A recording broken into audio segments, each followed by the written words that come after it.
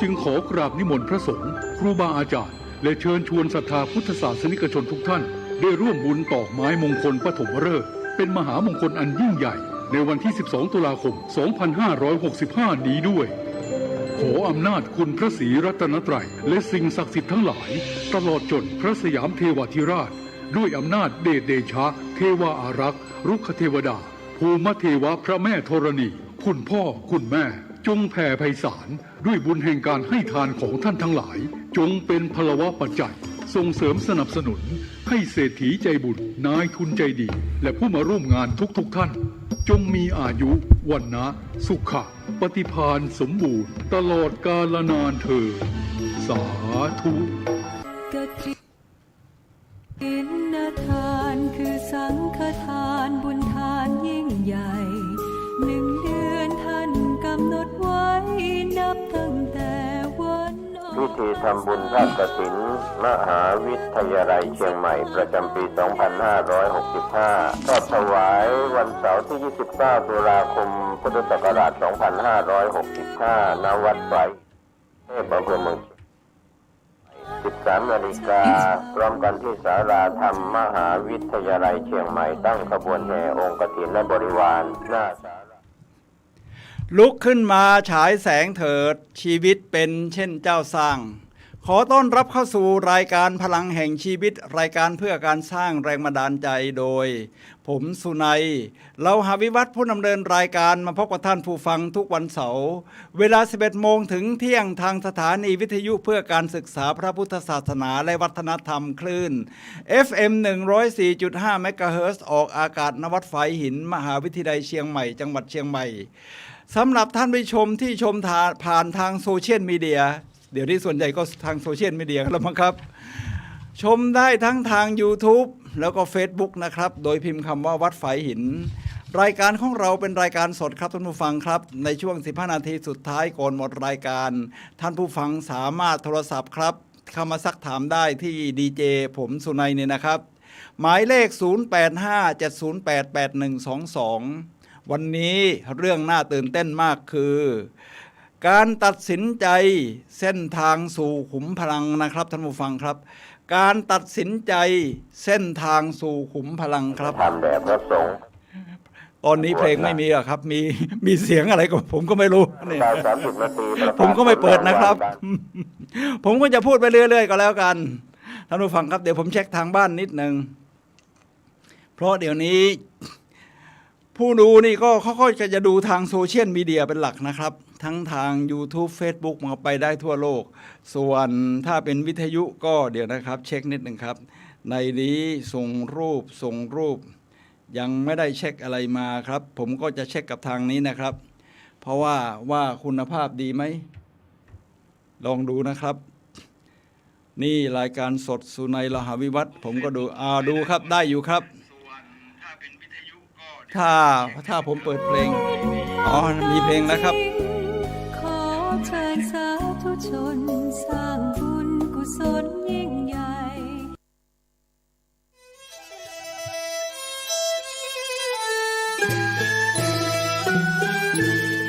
ขอเชิญร่วมทำบุญทอดกฐินสามัคคีณวัดรายการต่อผมเริ่มรายการต่อนะครับท่านผู้ฟังครับ ตัดสินใจการตัดสินใจคือเส้นทางสู่พลังอำนาจนะครับท่านผู้ฟังครับชีวิตของเราเนี่ยรวมทั้งทุกคนนะครับท่านผู้ฟังครับเป็นผลลัพธ์ของการตัดสินใจก็คือการเลือกว่าเราจะไปทางไหนเราจะไปเส้นทางใดนะครับท่านผู้ฟังครับฉะนั้นการตัดสินใจนี่เป็นสิ่งสำคัญสำหรับชีวิตของทุกคนทำให้เรามาถึงจุดตรงนี้ได้ฉะนั้นไทม์ไลน์หรือเส้นทางชีวิตของแต่ละคนก็จะไม่เหมือนกันนะครับท่านผู้ฟังครับว่าเพราะเราตัดสินใจในการเลือกแต่ละอย่างนี่ก็จะแตกต่างกันไปรวมทั้งความมั่นใจในการเลือกวิธีการตัดสินใจวิธีตรงนี้ว่าเราจะตัดสินใจแล้วนะครับวันนี้ผมมี ทั้งตัวอย่างทั้งหัวข้อนะครับ ไม่ว่าจะเป็นของมหาตมะคานธีมาร์ตินลูเทอร์คิงจูเนียร์โรสพาร์คเนี่ยนะครับชื่ออาจจะแปลกๆแต่ถ้าท่านดูเรื่องการต่อสู้เพื่อสิทธิมนุษยชนก็คงรู้จักโรซาพาร์คนะครับที่นั่งรถไม่ให้แบ่งผิวสีกัน ตอนนี้มาถึงตรงนี้เรียกว่า4สูตรสุดยอดสู่ความสำเร็จนะครับในเรื่องของการตัดสินใจ4สูตรที่เรียกว่า The Ultimate Success Formula มีอะไรบ้างครับเดี๋ยวผมจะเฉลยรายละเอียดเลยตอนนี้นะครับว่าการตัดสินใจว่าคุณต้องการอะไรลงมือปฏิบัติข้อ2 3ให้รู้ว่ามันกำลังได้ผลหรือไม่ได้ผล4เปลี่ยนวิธีการจนกระทั่งคุณได้ในสิ่งที่ต้องการผมก็จะเปิดเพลงสลับฉากดูหรือว่าจะเป็นเสียงเยอะ ยังไม่เป็นเจ้าภาพใน ตรงนี้เดี๋ยวผมก็มีเสียงของผมต่อไปนะครับท่านผู้ฟังครับอาจจะไม่มีเพลงเพราะผมไม่รู้ว่าเป็นคลื่นอะไรแทรกเข้ามาผมก็จะเช็คทางบ้านอีกทีหนึ่งนะครับว่าเพราะว่าเช็คกับมือถือนี่ชัดเจนแล้วครับว่าทางโซเชียลมีเดียดูได้ชัดเจนเอาละครับท่านผู้ฟังครับ4สูตรสุดยอดแห่งความสำเร็จนะครับข้อที่1เป็นเรื่องใหญ่มากสำหรับชีวิตของทุกท่านเลยทีเดียวนะครับว่าการตัดสินใจว่าคุณต้องการอะไรโอ้โหผมว่าเป็นเรื่องใหญ่ของชีวิตนะว่าเราเกิดมาแล้วนี่เราต้องการอะไรในชีวิตครับสิ่งที่เราต้องการอาจจะมีหลายอย่างนะเช่นฉันต้องการเป็น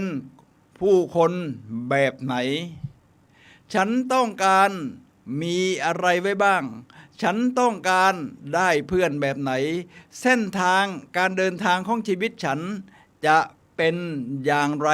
อะไรทำนองนี้เนี่ยนะครับท่านผู้ฟังครับฉะนั้นต้องเลือกให้ได้นะครับโดยเฉพาะผู้ที่โชคดีที่เลือกมาตั้งแต่ชีวิตตอนเด็กๆเลยเนี่ยนะครับเขาก็จะเลือกว่าแล้วถ้าอย่างนั้นนี่เส้นทางของเรานี่นะครับเราจะเลือกไปแบบไหนทีนี้ข้อที่2เมื่อเราเลือกได้แล้วก็ต้องลงมือปฏิบัติเมื่อลงมือปฏิบัติแล้วมาถึงข้อที่3ก็ต้องเช็คผลด้วยนะให้รู้ว่ามันกำลังได้ผลหรือไม่ได้ผลข้อที่4เราก็เปลี่ยนวิธีการจนกระทั่งได้สิ่งที่คุณต้องการผมจะแนะนำบุคคลสำคัญคนหนึ่งนะครับก็คือดร. W. เอ็ดเวิร์ดหรือเอ็ดเวิร์ดเดมมิงซึ่งเป็นนักธุรกิจเรียกว่าเลือกการตัดสินใจที่อุตสาหกรรมญี่ปุ่นเอาวิธีการของดร. เอ็ดเวิร์ด เดมมิงเนี่ยนำไปใช้นะครับทีนี้การตัดสินใจจะมีอยู่3ประการที่ควบคุมชี้ชะตาชีวิตคุณนะครับมีอะไรบ้างสักครู่เดียวผมทดสอบเสียงเพลงสักครู่ครับ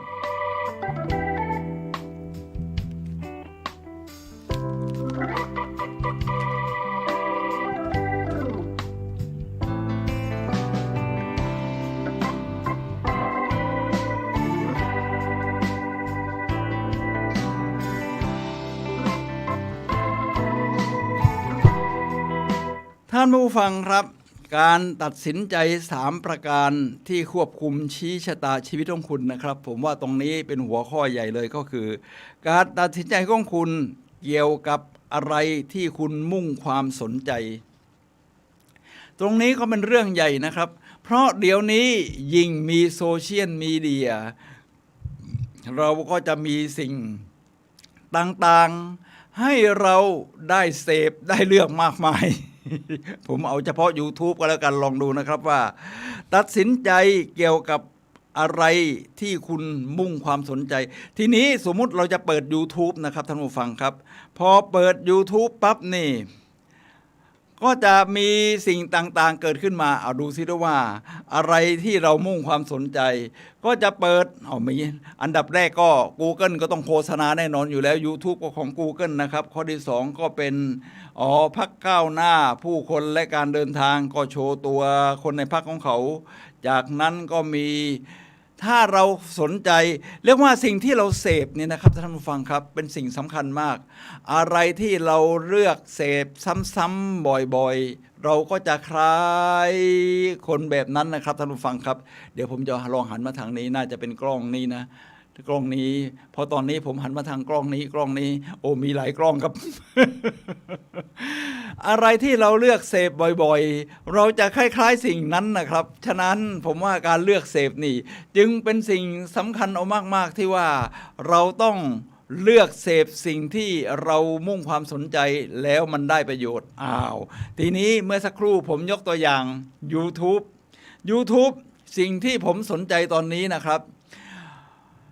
ผมว่าผู้คนเดิมนี่เบื่อเรื่องของการเมืองพอเรื่องการเมืองนี่ทุกคนก็จะ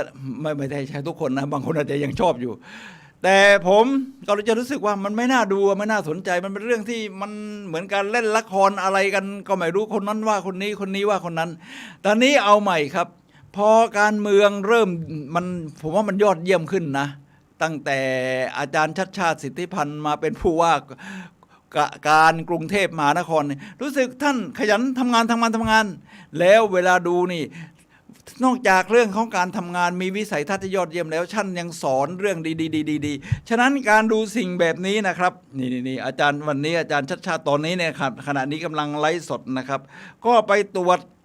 เรียกว่าเขาเรียกออกผู้ว่าสัญจรพอผู้ว่าสัญจรที่เขตป้อมปราบศัตรูพ่ายก็จะได้สิ่งที่อาจารย์ประชุมมาแล้วระหว่างที่วิ่งผมว่าสิ่งที่น่าสนใจอย่างหนึ่งนะครับที่น่าสนใจก็คือว่ากรุงเทพตอนนี้เรากำลังจะมุ่งทำให้เป็นเมืองน่าอยู่ได้อย่างไร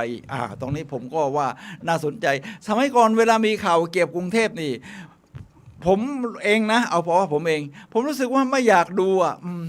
มันเป็นเมืองที่จราจรติดขัดผู้คนพลุกพล่านอะไรมันดูมันไม่เจริญหูเจริญตาไม่จะมีตึกรามบ้านช่องใหญ่โตนะมันอึดอัดประมาณนั้นแต่ตอนนี้มันเปลี่ยนไปครับท่านผู้ฟังครับเราจะทำกรุงเทพที่เป็นเมืองที่ติดอันดับท้ายๆคืออันดับที่จำไม่ผิดนะเมืองน่าอยู่94ให้เป็นอาจารย์บอกว่าจะทำให้เป็นสักอันดับสัก50ได้ไหมหรือแทนที่จะเป็นเมืองอันดับหนึ่งของการท่องเที่ยวอย่างเดียวมาฉาบฉวยแล้วก็กลับแต่ว่าเป็นเมืองที่ไม่น่าอยู่สำหรับคนที่อยู่หรือใครคิดอยากจะมาอยู่นี่นะครับท่านผู้ฟังครับตอนนี้ที่ผมชอบมากนะครับเนื่องจากว่าผมเดินทางไปต่างประเทศมาเยอะผมก็มุ่งความสนใจว่าเมืองที่เขาเจริญเขาสื่อสารเดินทางเนี่ยมันเป็นยังไงที่ชอบมากคือเขาจะมีช่องทางสำหรับทางเดินให้คนนี่นะครับรวมทั้งใครอยากจะวิ่งเขาก็จะมีทางให้วิ่งก็คือฟุตบาทนั่นแหละครับมันฟุตบาทแต่ว่ามันไม่มีอะไรกีดขวางพื้นเรียบพอที่จะวิ่งได้ถ้าวิ่งได้มันก็เดินสะดวกชัวร์อยู่แล้วนี่แหละครับท่านผู้ฟังครับเมื่อเช้าอาจารย์ก็วิ่งไป12 กิโลเมตรแล้วก็เป็นเส้นทางที่นำร่องเรียกว่า Pilot Project เส้นทางที่1รูท1ที่จะเส้นทางสำหรับนักวิ่ง12 กิโลผมดูเส้นทางก็ยังใช้ได้แต่บางช่วงบางตอน มันก็ยังมีสิ่งของวางละเกะละกะมีขายของจองพื้นที่ผู้คนอาจารย์ที่กับทีมวิ่ง20กว่าคนก็ต้องไปเดินบนท้องถนนกันบ้างบางช่วงก็เป็นสิ่งที่จะต้องแก้ไขไปนี่คือข้อที่1ครับท่านผู้ฟังครับการตัดสินใจเกี่ยวกับอะไรที่คุณมุ่งความสนใจครับเดี๋ยวผมเช็คอีกทีหนึ่งนะครับเพราะว่า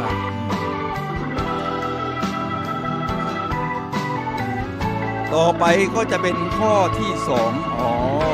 2มีผู้ฟังทางบ้านบอกว่าภาพเสียงยอดเยี่ยมอย่าลืมยิ้ม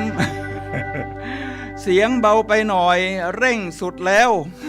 เสียงเบาไปหน่อยครับพระอาจารย์ครับทางบ้านบอกว่าเสียงเบาไปหน่อยพอพระอาจารย์ก็เกรงว่าเสียงผมนี่เนื่องจากผมเป็นพิธีกรประเภทสร้างแรงบันดาลใจพลังเสียงมันจะสูงพระอาจารย์ก็คอยไม่ให้มันเสียงมันดังเกินไปก็มาหลีเสียงนะครับอาจจะเป็นไปได้ครับพอตอนนี้พระอาจารย์ก็มานั่งคุมอยู่โดยตรงผมก็ลืมปิดอันนี้นะครับเดี๋ยวต้องฟังหูด้วยใส่หูด้วยนะครับท่านผู้ฟังครับเอาละครับการตัดสินใจของคุณเกี่ยวกับสิ่งต่างๆมีความหมายต่อคุณอย่างไรผมว่าตรงนี้เป็นเรื่องใหญ่นะเป็นเรื่องใหญ่ยังไงครับตรงที่ว่าสิ่งต่างๆภายนอกนั้นเราเปลี่ยนแปลงไม่ได้ ใครมีสิทธิ์จะทำอะไรภายนอก หรือเหตุการณ์ที่เกิดขึ้นนี่เปลี่ยนแปลงได้แต่มันโอกาสที่จะเปลี่ยนเนี่ยมันน้อยมากฉะนั้นสิ่งที่เราให้ความหมายต่อสิ่งที่เกิดขึ้นนี่จึงสำคัญมากท่านผู้ฟังครับสิ่งต่างๆบนโลกใบนี้จะไม่มีความหมายอะไรทั้งสิ้นยกเว้นความหมายที่เราให้กับมันนะครับท่านผู้ฟังครับแล้วก็ข้อที่3การตัดสินใจเกี่ยวกับคุณทำอะไรเพื่อสร้างผลลัพธ์ที่คุณปรารถนาตรงนี้น่าจะเป็นหัวใจนะครับว่าเราอยากทำอะไรเดี๋ยวผมเช็คเสียงกับทางบ้านอีกนิดนึงครับออกรายการไปแล้วเดี๋ยวไม่ได้ฟังเสียงเบาไปหน่อยเร่งสุดแล้วโอเคครับเดี๋ยวผมลองดูนิดนะครับ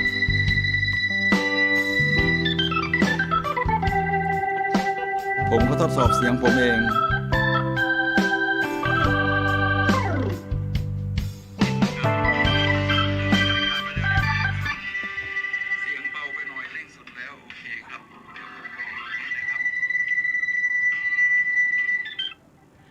ท่านผู้ฟังครับการตัดสินใจเกี่ยวกับคุณทำอะไรเพื่อสร้างผลลัพธ์ที่คุณปรารถนาตรงนี้เป็นเรื่องใหญ่เพราะว่าชีวิตของเราคือเส้นทางที่เราจะเดินไปข้างหน้านะครับท่านผู้ฟังครับเราจะทำอะไรนี่เป็นเรื่องใหญ่จริงๆที่เรียนไนกี้บอกว่า just do it แค่ลงมือทำนะครับ just do it แค่ลงมือทำนะครับท่านผู้ฟังครับเราอยากจะปรับปรุงอะไรนี่นะครับเกี่ยวกับชีวิตเราจะทำอะไรเพื่อสร้างผลลัพธ์ที่ปรารถนามันมาจากข้อที่1ที่สุดยอดแห่งความสำเร็จก็คือการตัดสินใจว่าเราต้องการอะไรทีนี้ผมก็จะให้เราลองเลือกดูนะครับว่าตัดสินใจว่าเราต้องการอะไร1สิ่งที่เป็นอาชีพแน่นอนอยู่แล้วเราก็ต้องทำมาหากินแล้วก็ต้องใช้เงินต้องอะไรเนี่ยนะครับท่านผู้ฟังครับอาชีพอะไรนี่ถ้าเรามุ่งเรื่องเงินอย่างเดียวโอ้ความสุขต่างๆก็อาจจะจางหายไปนะครับท่านผู้ฟังครับทีนี้ถ้าเราได้ทำสิ่งที่เรารัก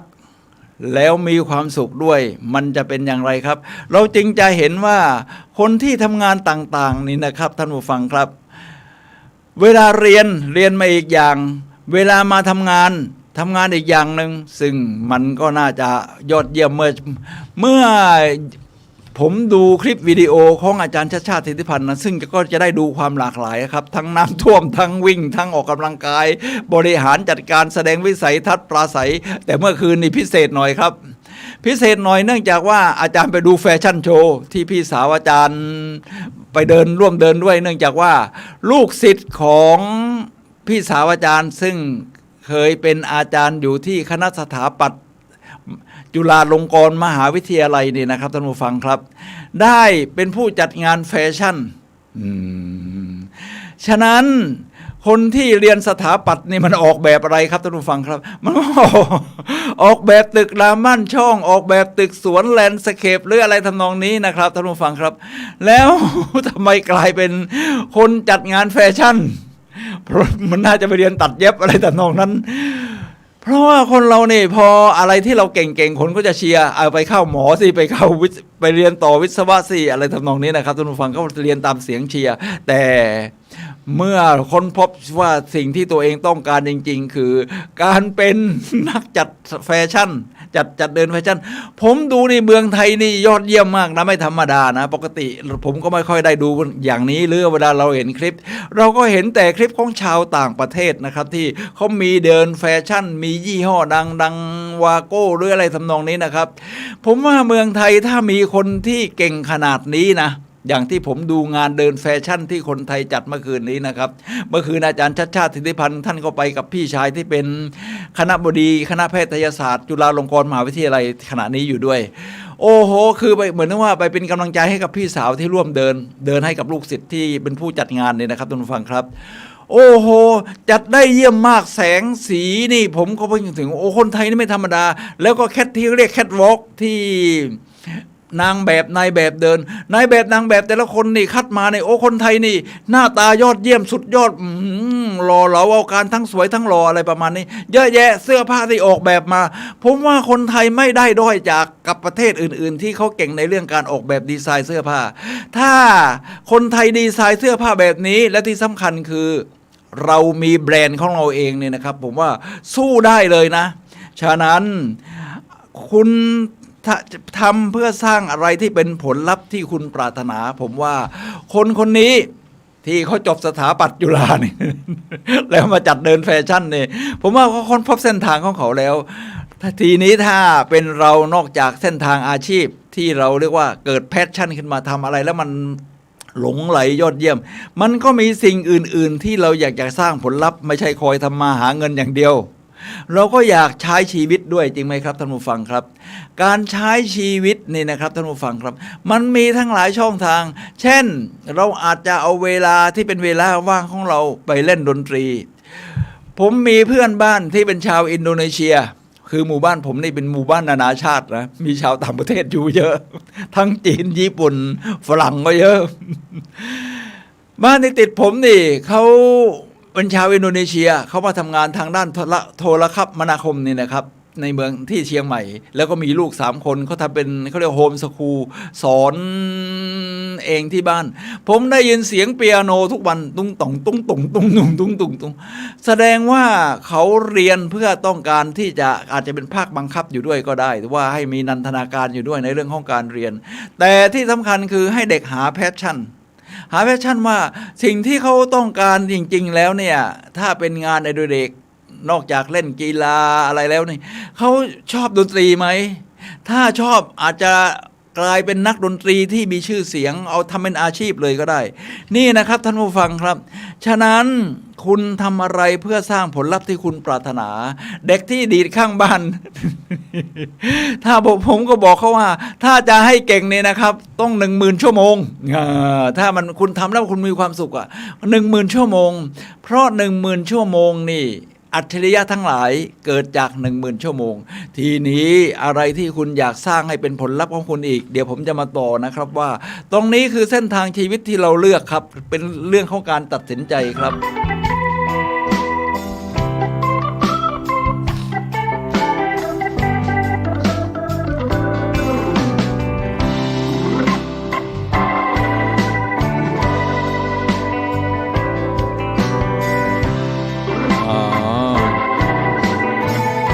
มี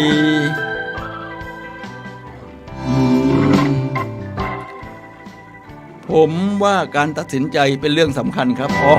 พอดีผมแชร์หัวข้อในรายการวิทยุวันนี้เมื่อเช้าแชร์ไปเมื่อเช้านี้ไปในกลุ่มเพื่อนฝูงอันนี้เป็นกลุ่ม Ignite Your Life นะครับเป็นกลุ่ม Ignite Your Life เพื่อนที่เขาสนใจเขาก็ตอบกลับมาว่าอาจารย์สุนัยผมว่าการตัดสินใจเป็นเรื่องสำคัญครับซึ่งผมก็เห็นด้วยเพราะคนที่ตอบกลับมานี่นะครับก็คือหมอเมธาคือท่านเป็นสัตวแพทย์นะเป็นสัตวแพทย์ก็เรียกว่าท่านสนใจเรื่องปรัชญาแนวคิดชีวิตอะไรทำนองนี้ก็เป็นสิ่งที่ยอดเยี่ยมทีนี้ในเรื่องของการตัดสินใจเกี่ยวกับการคุณทำอะไรเพื่อสร้างผลลัพธ์ที่คุณปรารถนาถ้าท่านอยากเป็นจิตรกรท่านก็ทำได้อยู่แล้วตัดสินใจว่าจะเป็นจิตรกรหรือจะวาดแบบเล่นๆนะครับซึ่งผมได้ดูงานที่คนไทยจัดงานวาดภาพพอร์เทรตคือว่าวาดภาพคนเหมือนเมื่อสัก2 สัปดาห์ก่อนโอ้โหฝีมือคนไทยนี่นะครับที่ผมยกตัวอย่างเรื่องแฟชั่นเดินแฟชั่นเรื่องของการวาดภาพนี่ผมว่าไม่แพ้ชาติไหนเลยพอร์เทรตโอ้โหวาดได้เหมือนวาดได้สวยวาดได้เฉียบขาดเพียงแต่มีเวทีให้เขาแสดงออกและมีช่องทางการสื่อสารให้เขาได้สื่อเราก็จะกลับมาสู่ข้อที่1ว่าตัดสินใจว่าของคุณเกี่ยวกับอะไรที่คุณมุ่งความสนใจเราก็หาแล้วก็ถ้าเจอ YouTube อะไรประเภทนี้เราก็กดติดตามมาในช่องนี้เขาเสนองานศิลปะอะไรนี่น่าสนใจครับทีนี้สำหรับผมคุณทำอะไรเพื่อสร้างผลลัพธ์ที่คุณปรารถนาเส้นทางชีวิตของเราก็จะแตกต่างกันไปนะครับท่านผู้ฟังครับผมเป็นคนชอบเดินทางชอบท่องเที่ยวมาตั้งแต่เด็ก มันติดมาตั้งแต่เด็กครับ พอตั้งแต่เด็กนี่มันเกิดอยากเที่ยวขึ้นมเกิดอยากเที่ยวรอบโลกขึ้นมาก็เคยเลยวางแผนชีวิตเลยนะตอนนั้นยังไม่รู้เลยว่าจะเรียนหนังสืออะไรเข้ามหาวิทยาลัยไหนเพราะอายุ10 กว่าขวบแต่ว่ามันเป็นแพชชั่นที่ฝังอยู่ลึกๆในใจแล้วที่ว่าชอบเดินทางก็เพราะว่าตอนที่ผมยังเด็กอยู่คุณพ่อผมเขาเดินเรือทะเลขนสินค้าระหว่างอำเภอปากพนังจังหวัดนครศรีธรรมราชไปยังกรุงเทพก็ขนไปขนมาขนกลับขนของไปขายโน่นขนของมาขายนี่แล้วก็มีคนมาจ้างให้ขนของทำนองนี้นะครับพอปิดเทอมนี่ผมต้องนั่งเรือไปกับคุณพ่อนะครับนั่งไปกรุงเทพไปกลับไปประมาณนี้นะครับแต่ก่อนนั่งกัน2 วัน 3 วันรับมะพร้าวที่เกาะสมุยก็ทำให้ผมชอบการเดินทางทีนี้พอมาถึงเรื่องว่าตัดสินใจของคุณเกี่ยวกับคุณทำอะไรที่สร้างผลลัพธ์ที่คุณปรารถนาผมอยากเดินทางรอบโลกมันยิ่งใหญ่มากนะเดินทางรอบโลกนี่ต้องใช้เงินมหาศาลใช้เวลามหาศาลมาถึงจุดหนึ่งครับคือเมื่อตัดสินใจแล้วว่าจะเดินทางเส้นทางเราจะพบทรัพยากรต่างๆมากมายครับเวลาเราอ่านหนังสือเราก็จะหาอ่านหนังสือประเภทท่องเที่ยวนี่วันนี้ผมมีตัวอย่างของหนังสือประเภทท่องเที่ยวนะครับหนังสือท่องเที่ยวนี้นี่บางเล่มก็เขียนโดยนายแพทย์นะครับที่เขาชอบท่องเที่ยวนี่คนนี้ก็เขียนเรื่องออสเตรียเช็กฮังการีนะครับเล่มเดียวเที่ยวได้จริงก็ประมาณนี้นี่คนเขียนหน้าตาหล่อเหลาประมาณนี้ครับเวลาเราจะเที่ยวเนี่ยนะครับเราก็ต้องหาความรู้ตรงนี้มาเพราะเป็นเส้นทางที่เราปุ่งความสนใจว่าเราตัดสินใจแล้วจะเดินทางรอบโลก เป็นยุโรปตะวันออกพอผมมีโอกาสได้ไปยุโรปตะวันออกเนี่ยนะครับทุกผู้ฟังครับไปมาหลายปีแล้วนานแล้วสมัยนั้นนี่เขาก็เพิ่งปลดปล่อยจากการเป็นเรียกว่าค่ายของคอมมิวนิสต์มาเป็นประชาธิปไตยมันความเจริญมันพุ่งพรวดอย่างรวดเร็วนะครับท่านผู้ฟังครับให้คนได้มีสิทธิเสรีภาพแสดงออกวิสัยทัศน์ไม่อยู่ในกฎข้อบังคับที่ถูกบังคับอย่างเดียวฉะนั้นการได้ท่องเที่ยวทั่วโลกมันทำให้เปิดหูเปิดตาฉะนั้นย้อนกลับมาถึงที่ว่าท่านมีทางฟุตบาทให้คนได้เดินได้วิ่งเนี่ยนะครับผมเห็นประเทศที่เขาเจริญเนี่ยมันจะมีหมดแล้วก็มีหมดนะครับเดินได้แล้วจะวิ่งก็ได้ครับและยังมีแถมยังมีเส้นทางจักรยาน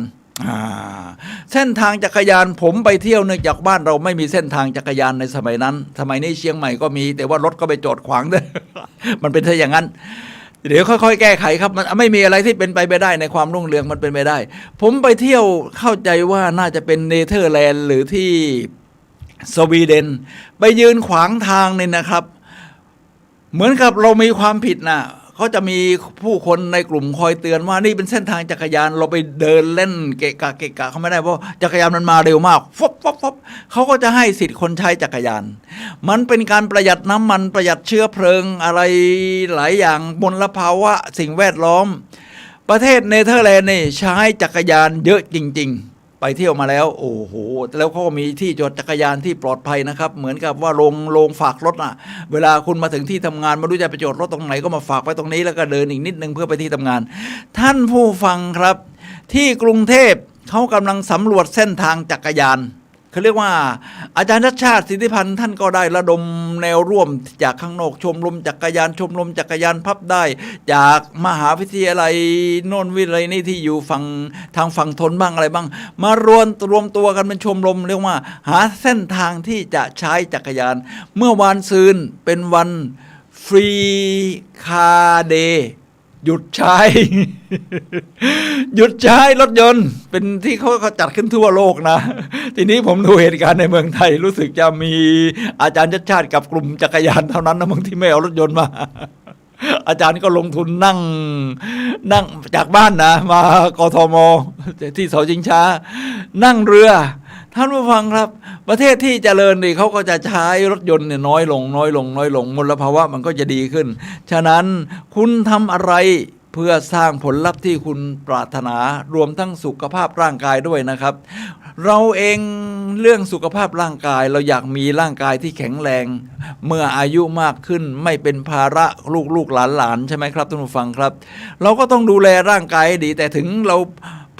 พัฒนายังไงความเสื่อมของร่างกายมันก็มาตามอายุขัยอยู่ดีแต่ให้มันเป็นภาระกับลูกกับหลานให้น้อยที่สุดแล้วก็เรามีความสุขใจใช้หยูกใช้ยาให้มันน้อยที่สุดนี่นะครับท่านผู้ฟังครับมันก็เราต้องการผลลัพธ์แบบนี้แล้วเราจะทำอะไรครับท่านผู้ฟังครับเรื่องอาหารการกินเราก็ต้องตัดสินใจเลยว่าจะกินแบบไหนผมต้องตรวจความดันโลหิตสูงหรือไม่สูงเลยนะครับโดยเครื่องที่มีที่บ้านนะเครื่องของตัวเองทีนี้พอวัดแล้วนี่เดือนที่แล้วมันเกิดขึ้นสูงขึ้นมาเราก็ต้องตรวจสอบนะครับอ๋อผมกินไอศครีมทุกวันอาทิตย์ไอศครีมไงมันมีน้ำตาลชัวร์อยู่แล้วนะครับมันกระตุ้นอินซูลินความดันคุณก็จะขึ้นสูงดีๆไม่ดีเป็นเบาหวานอีกต่างหากโรค NCD ทั้ง7ท่านผู้ฟังครับเราต้องตัดสินใจผมตัดสินใจนะครับในเรื่องสุขภาพว่าเราอยากมีสุขภาพดีไม่เป็นภาระลูกหลานเมื่อสูงวัยมากๆแบบนี้ผมก็เลยเลิกกินไอศครีมตัดสินใจเลิกไอศครีมนี่มันก็ไม่ใช่เรื่องง่ายแต่มันก็ต้องตัดสินใจประมาณนั้นนะครับแล้วออกกำลังกายล่ะครับออกกำลังกายก็เป็นเรื่องสำคัญนะครับเพราะเราหัวใจในมันบางทีมันก็ต้องให้สูบฉีดแล้วก็หมุนรักษามวลกล้ามเนื้อเราก็ต้องยกเวทบ้างก็ต้องมีคาร์ดิโอให้ร่างกายมันได้ฝึกการเต้นให้มันรู้จักเหนื่อยบ้างก็เต้นแอโรบิกที่โรงยิมมหาวิทยาลัยเชียงใหม่ประมาณนี้ก็ต้องทำให้สม่ำเสมอไม่ใช่ออกเดือนครั้งเดียวเราหายไปออกสัปดาห์สัก2 ครั้ง3 ครั้งวิ่งให้ได้สัปดาห์สักครั้งหรือ2 ครั้งยกเวทให้ได้สัปดาห์ละ1 ครั้งหรือ2 ครั้งประมาณนี้ค่อยๆนะครับอย่าไปนอนดึกด้วยตัดสินใจเลยว่าถ้า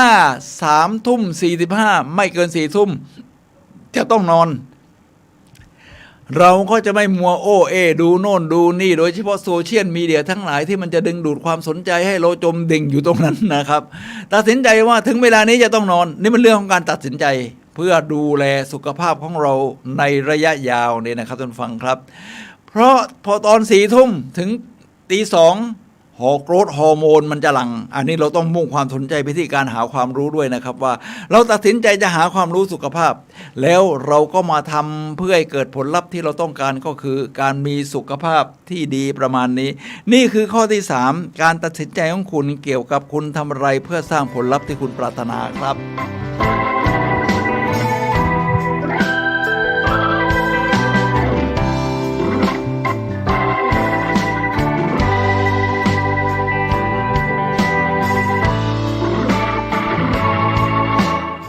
กราบขอบพระคุณพระอาจารย์พระครูสมุวิศวัฒน์นะครับผู้อำนวยการสถานีวิทยุ FM คลื่น FM 104.5 เมกะเฮิรตซ์นอกจากท่านควบคุมดูแลรายการสดแล้วเนี่ยนะครับท่านก็ยังจัดทำเป็นเป็นมีทั้ง YouTube ทั้ง Facebook นะครับพอเสร็จแล้วนี่ก็สามารถที่จะดูย้อนหลังได้อีกซึ่งผมก็จะแชร์ไปให้กับเพื่อนฝูงอะไรที่เขาชอบฟังรายการวิทยุแบบประเภทสร้างแรงบันดาลใจสร้างสิ่งดีๆให้เกิดขึ้นกับชีวิตครับกราบขอบพระคุณพระอาจารย์ครับท่านผู้ฟังครับขณะนี้ท่านกำลังรับฟังรายการพลังแห่งชีวิตรายการเพื่อการสร้างแรงบันดาลใจโดยผมสุนัย โลหะวิวัฒน์ผู้ดำเนินรายการครับมาพบกับท่านผู้ฟังทุกวันเสาร์เวลา 11 โมงถึงเที่ยงทางคลื่น FM 104.5 เมกะเฮิรตซ์หรือแน่นอนอยู่แล้วว่าส่วนใหญ่เขาดูโซเชียลมีเดีย YouTube Facebook พิมพ์คำว่าวัดฝายหินวันนี้เราคุยกันในเรื่องการตัดสินใจเส้นทางสู่พลังอำนาจการตัดสินใจต้องอยู่ในกำมือของเรานะครับท่านผู้ฟังครับเราต้องมอบอำนาจหรือ empowerment เนี่ยสิ่งนี้ให้กับตัวเราว่าเราตัดสินใจว่าเราจะเป็นอย่างไรจะทำอะไรจะหาผลลัพธ์แบบไหนในชีวิตไม่ใช่มอบสิทธินี้ไปให้คนอื่นมาช่วยดำเนินการแทนจริงไหมครับท่านผู้ฟังครับไม่งั้นชีวิตของคุณก็อยู่ในกำมือของใครคืออะไรก็ไม่รู้ชีวิตนี้ต้องอยู่ในกำมือของคุณและเส้นทางการเดินทางบทประพันธ์ทั้งหลายปากกาต้องอยู่ในมือของคุณที่คุณจะเขียนคุณเป็นคนเขียนเส้นทางชีวิตของคุณว่าคุณจะไปไหนอะไรเหมือนเราเขียนบทประพันธ์เพลงประมาณนั้นหรือ เขียนหนังสือสักเล่มหนึ่งแล้วระหว่างเดินทางเราต้องเป็นผู้กำกับชีวิตของเราด้วยโดยตัดสินใจว่าจะเลือกอะไรมุ่งความสนใจไปที่สิ่งไหนอยากได้ผลลัพธ์อะไรแล้วจะต้องตัดสินใจว่าจะทำอะไรแบบไหนเพื่อให้ได้ผลลัพธ์ที่ต้องการทั้งหมดมันอยู่ที่การตัดสินใจทั้งสิ้นเดี๋ยวเราจะเดินสู่เส้นทางรายละเอียดกันต่อครับ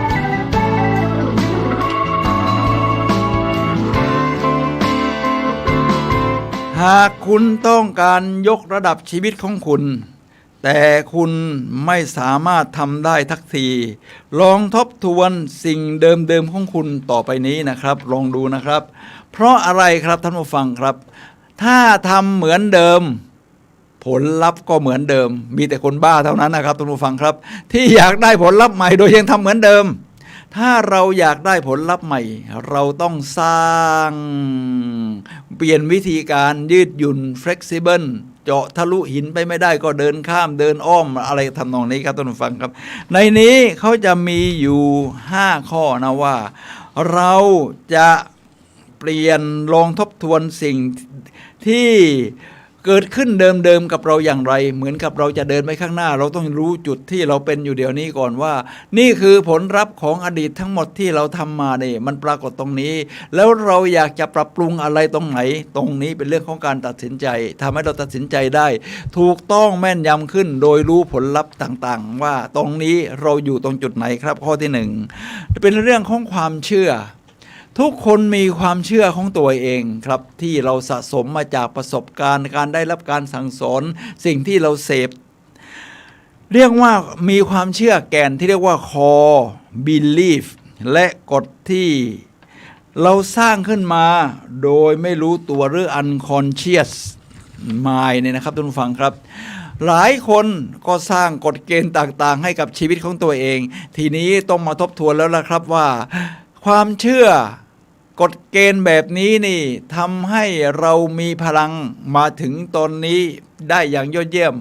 หรือทำให้เรามีพลังถดถอยแล้วรู้สึกว่ามันไม่มีชีวิตชีวาเอากับชีวิตนี้เลยถ้าเรารู้จุดนี้แล้วเราก็เปลี่ยนวิธีถ้าเรารู้ว่ามันทำให้เรามีพลังมาอย่างยอดเยี่ยมเราก็ทำสิ่งนั้นๆให้มันแข็งแกร่งยิ่งขึ้นยอดเยี่ยมยิ่งขึ้นมาถึงข้อที่2คุณค่าชีวิตของคุณที่เรียกว่า value ทุกคนก็จะมีคุณค่าในชีวิตนะครับเช่นฉันเป็นคนซื่อสัตย์ฉันเป็นคนสดใสฉันเป็นคนร่าเริงอันนี้ด้านบวกแน่นอนด้านลบก็มีอยู่แล้วแต่นี่รายการของเราเป็นรายการพลังบวก เราก็ไม่มีตัวอย่างด้านลบนะครับท่านผู้ฟังครับเราก็ดูว่าสิ่งต่างๆที่เกิดขึ้นในอดีตที่ผ่านมามันทำให้เรามาอยู่จุดนี้เนี่ยครับที่ทำให้เรามีคุณให้คุณค่ากับสิ่งต่างๆในชีวิตของเราได้อย่างไรโอ้เราเป็นคนที่มีความมุ่งมั่น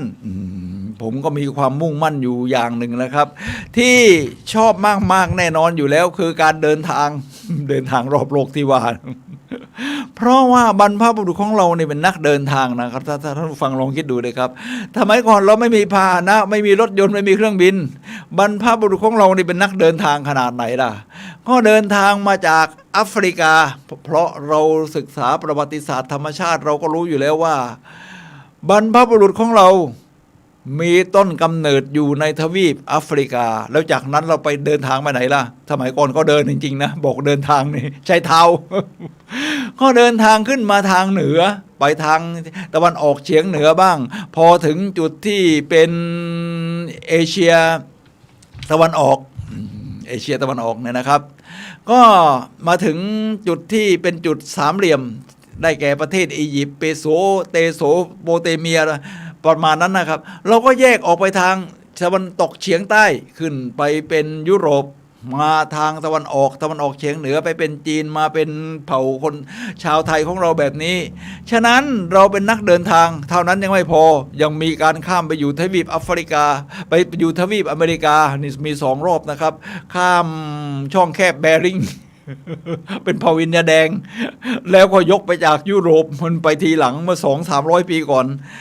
ท่านผู้ฟังครับบรรพบุรุษของเราเป็นนักเดินทางฉะนั้นคุณค่าในสิ่งต่างๆเหล่านี้นี่เราก็หานะครับไม่ใช่อันนี้ผมก็ยกตัวอย่างบางคนอาจจะต้องการสไตล์แบบนี้ก็เป็นสิ่งที่เราเลือกได้ตัดสินใจได้ว่าเราจะเอาแบบนี้เช่นเกิดมาอยู่เฉยๆฉันจะไม่ไปไหนฉันจะเกาะอยู่ตรงนี้นะครับท่านผู้ฟังครับฉะนั้นตรงตัวคุณค่านี่เราต้องหาทางสร้างให้มันเป็นสิ่งที่อยู่กับเราในสิ่งที่เป็นแพชชั่นของเราครับ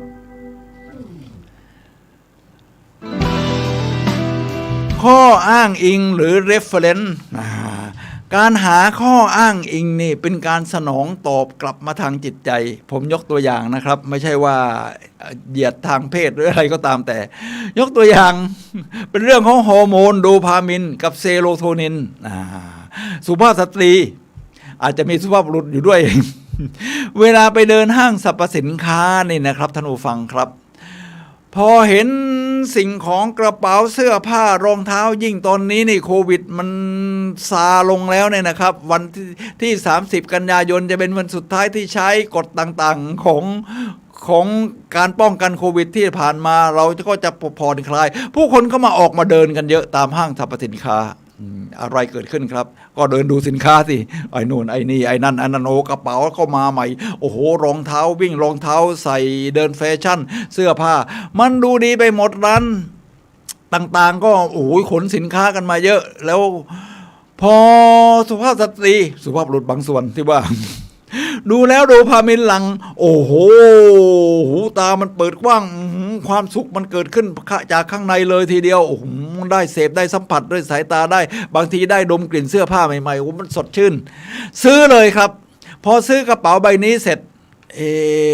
เราจะไปใส่เอาไปใช้ตอนไหนนะเนี่ย กลับมาบ้านเนี่ยนะครับตอนกลับมาบ้านเนี่ยคิดไม่ออกเลยว่าจะใช้ตอนไหนแต่ตอนนี้เป็นเรื่องของ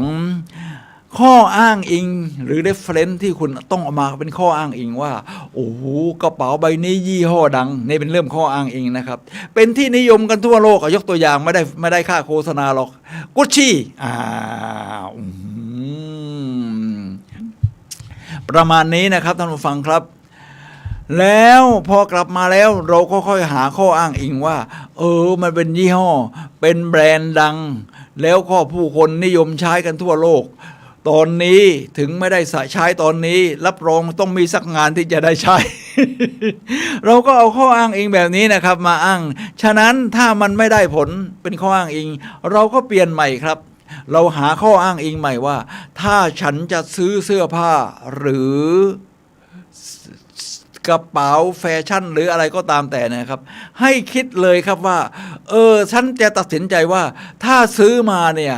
ฉันจะเอาไปใช้งานไหนถ้ายังคิดไม่ออกเอาไว้ก่อน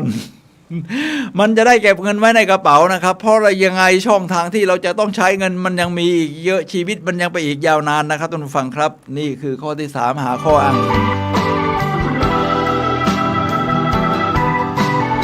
ข้อที่4คำถามนิสัยที่คุณถามตัวเองเป็นประจำที่เราเรียกว่า habitual question โอ้โหคำถามกับคำตอบขอถามท่านผู้ฟังครับว่าอะไรสำคัญกว่ากันผมเป็นวิทยากรด้านการสร้างแรงบันดาลใจสอนมาแล้วเกิน500คอร์สยืนยันเลยว่าคำถามสำคัญกว่าคำตอบคำถามที่มีคุณภาพสร้างสรรค์ชีวิตที่มีคุณภาพครับท่านผู้ฟังครับการคิดคำถามนี่มันยากนะครับต้องใช้ความคิดสร้างสรรค์อย่างสูงเลยที่จะสร้างคำถามที่มันสร้างสรรค์ได้พลังถ้าจะถามคำถามแบบห่วยแตก มันก็จะได้คำตอบที่มันผิดรูปผิดร่างผิ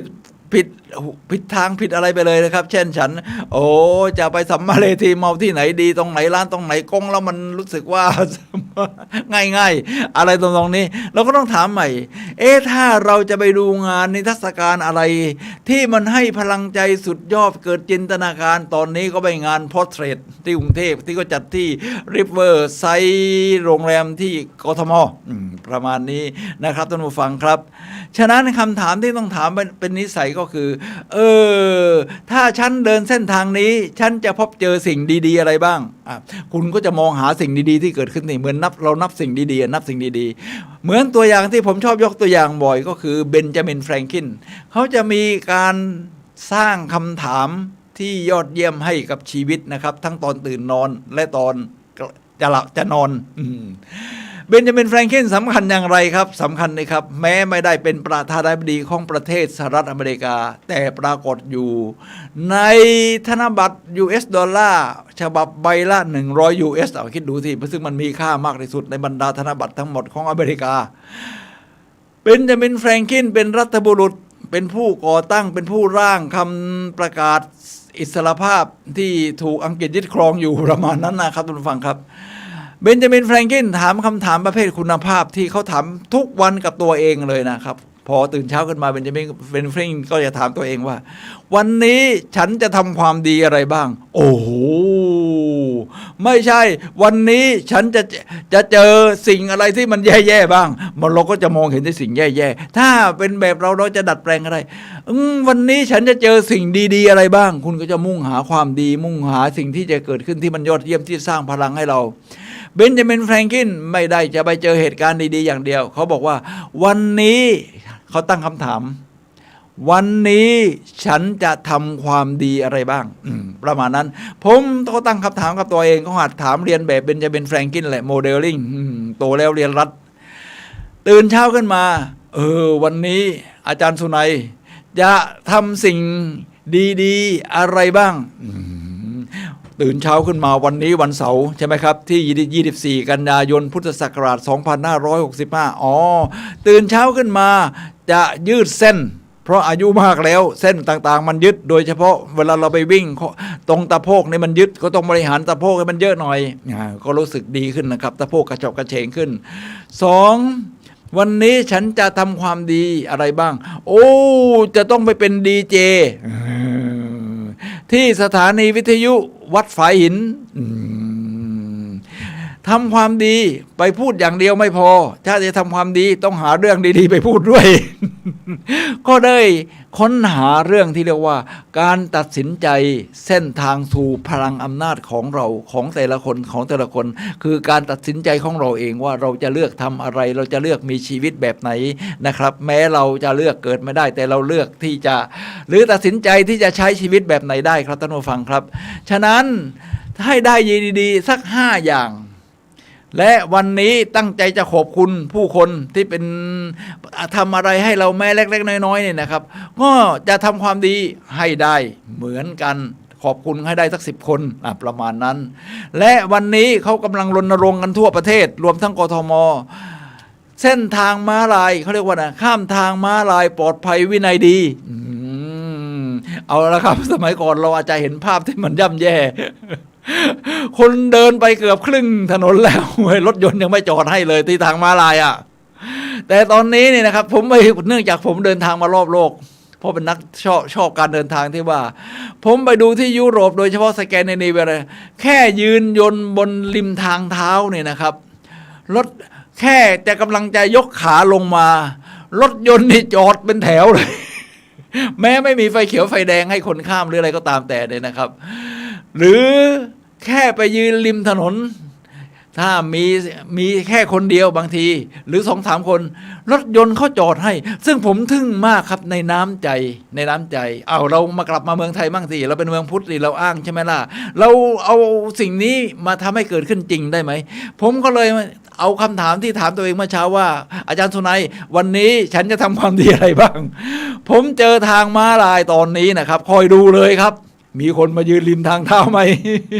วันนี้ขับจากอุทยานหลวงราชพฤกษ์มาทางวัดฝายหินตำบลสุเทพก็เป็น10 กิโลเมตรนะครับ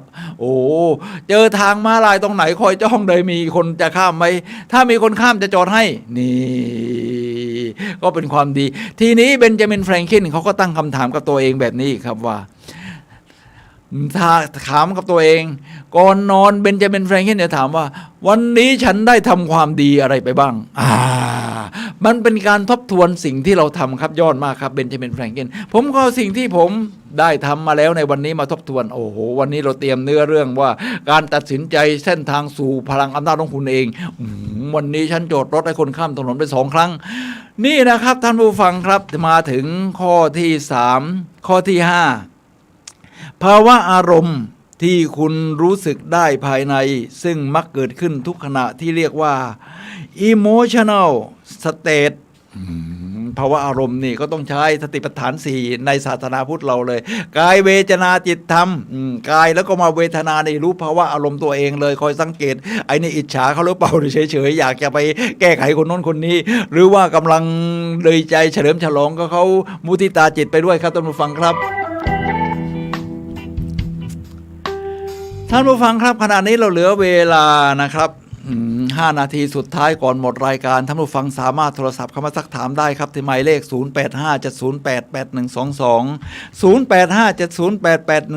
0857088122 เรื่องการตัดสินใจเส้นทางสู่พลังอำนาจของคุณครับวันนี้ตั้งใจจะทำดีเลยเตรียมมาเยอะมีวิธีการ4 อย่างที่คุณสามารถบรรลุอะไรก็ได้ไม่มีสิ่งใดที่คุณไม่สามารถบรรลุหากว่าคุณทำ4 ข้อนี้นะ 1. อะไรแน่ที่คุณตัดสินใจว่าคุณมุ่งมั่นทุ่มเทให้บรรลุผลคุณอยากเป็นคนแบบไหนฉันอยากเป็นคนสดชื่นยิ้มแย้มเก่ง 2. คุณตั้งใจลงมือปฏิบัติอย่างมากมายมหาศาลเราก็ต้องตัดสินใจนะครับฉันอยากแข็งแรงฉันก็ต้องเลือกกินอาหารที่มีสุขภาพบำรุงสุขภาพไม่กินน้ำตาล 3. คุณมองออกว่าอะไรกำลังได้ผลและไม่ได้ผลกินน้ำตาลก็ไม่ได้ผลแน่นอนอยู่แล้ว 4. คุณเปลี่ยนวิธีการใหม่ๆต่อไปนี้ไม่หยุดยั้งจนกระทั่งคุณบรรลุสิ่งที่คุณต้องการโดยใช้งานสิ่งต่างๆที่ชีวิตให้กับคุณตลอดเส้นทางที่ผ่านมาทรัพยากรเกิดขึ้นระหว่างทางเสมอครับท่านผู้ฟังครับและตอนนี้ผมมีตัวอย่างนะครับท่านผู้ฟังครับที่ผู้คนจะต้องตัดสินใจว่าอย่างนี้เราต้องเปลี่ยนเส้นทางอย่างนี้เราต้องเปลี่ยนเส้นทางอย่างนี้เราต้องปรับปรุงวิธีการนะครับบุคคลต่างๆเหล่านี้เป็นบุคคลที่ประสบความสำเร็จอย่างมหาศาลแต่ขอถามว่าในเส้นทางที่เขาเดินทางเขาจะต้องตัดสินใจอะไรไหมเช่นตัดสินใจว่าจะเลือกตัดสินใจว่าทำแบบนี้แล้วไม่ได้ผลตัดสินใจที่จะเปลี่ยนวิธีการแต่เป้าหมายยังเหมือนเดิมอะไรทำนองนี้ครับบุคคลต่อไปนี้น่าสนใจทุกคนนะครับว่าเป็นนักเขียนผมยกตัวอย่างนักเขียนที่ถูกสำนักพิมพ์ต่างๆปฏิเสธนะครับแต่ต่อมาได้กลายเป็นหนังสือขายดีระดับแนวหน้าอันดับโลกก็มีเช่นหนังสือ Animal Farm ก็คือเรียกว่าฟาร์มเลี้ยงสัตว์ที่เขียนโดยจอร์จโอเวลหนังสือนี้ดังนะ Animal Farm ถูกสำนักพิมพ์ต่างๆปฏิเสธ10 กว่าสำนักพิมพ์จนเขาทิ้งลงถังขยะแล้วก็สั่งไม่ให้ภรรยาเก็บขึ้นมาภรรยาก็ไม่ได้เก็บขึ้นมาจากถังที่ถูกทิ้งก็ยกไปทั้งถังไปหาสำนักพิมพ์ใหม่จนได้พิมพ์คนที่2คือ The Diary of Anne Frank ที่เขียนโดยแอนแฟรงค์ในยุคที่นาซีกำลังลุกรานยุโรปอยู่แล้วก็กำจัดชาวยิวแอนแฟรงค์เป็นหญิงสาววัยรุ่นที่ไปขังตัวอยู่ที่ตึกที่เนเธอร์แลนด์ที่นะครับแล้วก็เขียนบันทึกทุกวันว่าเธอทำอะไรข้อที่3คือ Lords of the Fly โดยวิลเลียมโกลดิงที่เขียนหนังสือนี้แล้วถูกสำนักพิมพ์ปฏิเสธไปอีก10 กว่าสำนักพิมพ์รวมทั้ง Lady Chatterley's Love โดย D.H. Lawrence ก็ถูกปฏิเสธเยอะเขาก็เปลี่ยนวิธีการรวมทั้ง Rush for Life โดย Irving Stone ให้แน่นอน Harry Potter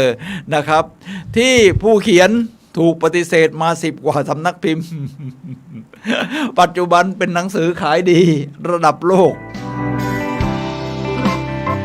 ท่านผู้ฟังครับ